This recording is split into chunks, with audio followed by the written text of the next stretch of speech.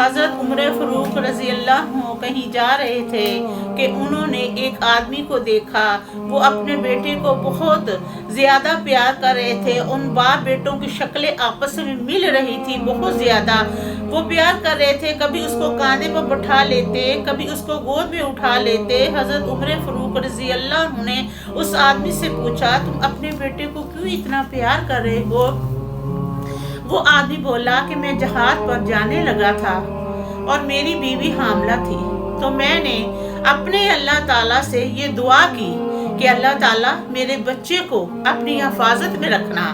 میرے بعد میری بیوی مر گئی اور میں جب جہاز سے آیا تو مجھے لوگوں نے بتایا کہ تمہاری بیوی مر گئی ہے، تو میں نے سوچا کہ میں اس کی قبر پر جاتا ہوں۔ وہ لوگوں نے مجھے یہ بھی بتایا کہ جب تیری بیوی مر گئی تب سے اس کی قبر میں سے روشنی نکل رہی ہے۔ میں نے جا کر دیکھا تو ایسا ہی تھا۔ میں نے آ کر عالموں سے بات کی تو انہوں نے آپس میں مشورہ کیا اور میرے ساتھ چل دیے۔ وہاں جا کر دیکھا کہ روشنی تو نکل رہی ہے، اور جب انہوں نے قبر کھودی تو قبر کے اندر سے ایک بچہ جو کھیل رہا تھا اور ماں اس کی مری پڑی تھی اور وہ دودھ پی رہا تھا۔